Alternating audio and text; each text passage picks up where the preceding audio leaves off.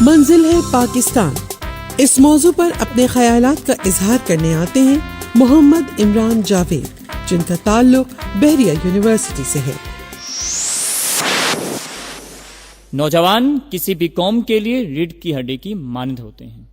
کسی دانا کا قول ہے کہ اگر تم کسی ملک کے مستقبل کو بدلنا چاہتے ہو تو پہلے ان کے طالبہ کے ذہنوں کو بدلنا ہوگا. اور یہی وہ نوجوان تھے کہ جب تحریک آزادی میں ان نوجوانوں نے بڑھ چڑھ کر حصہ لیا اور اپنی جانوں کے نذرانے دے کر پاکستان کا قیام عمل میں لایا. اور یہی وہ نوجوان تھے جب 1965 میں ہمارے ہمسایہ ملک نے ہمارے اوپر حملہ کیا تو یہی نوجوانوں نے بڑھ چڑھ کر اس کا مقابلہ کیا اور بڑھ چڑھ کر منہ توڑ جواب دیا. اور جب 1971 میں ہمارے ہمسایہ ملک نے اس پر حملہ کیا تو ہمارا ملک کے لوگ انتشار کا شکار ہو گئے تھے. یہی وہ نوجوان تھے جنہوں نے اپنے بھائیوں کو ساتھ ملایا اور ہاتھ میں لا کر یہ کہا کہ ہم آج علیحدہ نہیں ہوئے اور ہمیں مل کر کام کرنا ہوگا. کہ جب 2005 میں اسی ملک کے اندر خدائی آفت آتی ہے زلزلے کی شکل میں تو یہ نوجوان اپنے بھائیوں کے ساتھ ہاتھوں میں ہاتھ ملائے کھڑے ہو جاتے ہیں، ان کے دکھ درد میں برابر کی شریک ہوتے ہیں. کہ جب 2010 کا سیلاب آتا ہے یہی نوجوان اپنے بھائیوں کے دکھ درد میں برابر کی شریک ہوتے ہیں اور شانہ بشانہ کھڑے ہو کر یہ اس بات کا ثبوت دیتے ہیں کہ آج کا نوجوان دوسرے نوجوانوں سے پیچھے نہیں ہے.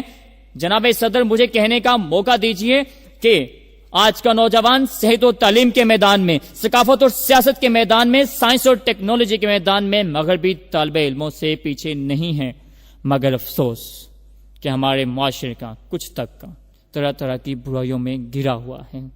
مگر آج ضرورت اس بات کی ہے کہ آج کے نوجوانوں کو صحیح راستے پر لے کر آنا ہوگا اور ایک ایسا لاہ عمل تیار کرنا ہوگا جس کے تحت یہ نوجوان ایک پٹری پر آ جائیں، ایک پلیٹ فارم پر آ جائیں اور پاکستان کا نام دنیا کے ترقی یافتہ ممالکوں میں شمار کر سکیں. اگر چائنا کے لوگ ماؤنٹن کی قیادت میں ایک ہو سکتے ہیں اور جاپان کے لوگ اپنے ہی سینوں پر بم کھا کر دنیا کی ترقی یافتہ ممالکوں میں شمار کیے جاتے ہیں اور سائنس اور ٹیکنالوجی میں اتنا بڑھ جاتے ہیں کہ امریکہ کا پریزیڈنٹ یہ کہنے پر مجبور ہو جاتا ہے کہ نو دس time I am the president of USA and I use the pen of Japan. Why? تو ہم پاکستانی کیوں نہیں سوچنا ہوگا. آئیں آج عمران جاوید کے ہاتھ میں ہاتھ ڈال کر یہ عہد کر لیں کہ ہم وہ نوجوان ہیں جو کہ اس ملک کی تقدیر بدلیں گے. کیونکہ ہم نے کبھی دنیا کو حماقت نہیں سمجھا، ہم لوگ کبھی غم کو تماشا نہیں کہتے، انسان کے چہرے کے پرستار ہوئے ہیں اور کاف کی پریوں کا فسانہ نہیں کہتے. وہ بھی تو سنے میرے اشعار کسی روز جو لوگ نئی نسل کو اچھا